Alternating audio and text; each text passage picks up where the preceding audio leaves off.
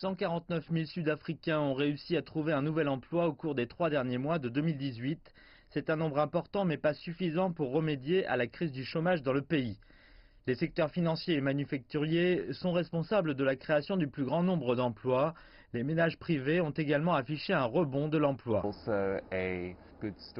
L'industrie manufacturière est également une bonne histoire car les choses n'allaient pas bien pour l'année dernière. Mais ils ont rebondi en termes d'emploi, même si la baisse du taux de chômage est positive, il est inquiétant que ce soit principalement dû à la saisonnalité. Des facteurs plus durables au déclin tels que le développement de notre économie ou la création d'emplois permanents. À 27,1%, le taux de chômage en Afrique du Sud est encore trop élevé. Sur une population de plus de 56 millions d'habitants, un peu moins de 10 millions de personnes sont employées. Le chômage des jeunes à plus de 50% reste un problème.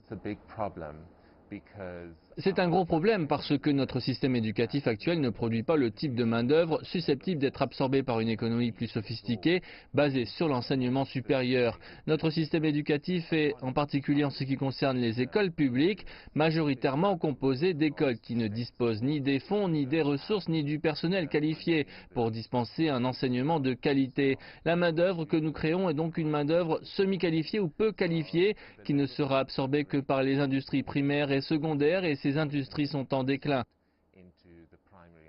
Pour ajouter aux difficultés du pays, la compagnie d'électricité Eskom est sur le point de s'effondrer et est incapable de garantir une alimentation régulière en électricité. Si l'on tient compte du fait que les industries minières et manufacturières sont deux des plus gros consommateurs d'électricité du pays, une réduction régulière de l'approvisionnement de ces industries affectera définitivement les marges bénéficiaires, leur capacité d'exploitation et entraînera des pertes d'emplois.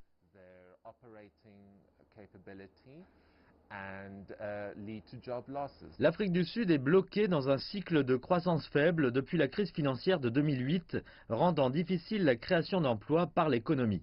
Le nouveau plan de développement de l'ANC n'a pas non plus réussi à créer les 5 millions d'emplois promis, car la politique était conçue pour une économie très performante, avec une croissance comprise entre 5 et 7%.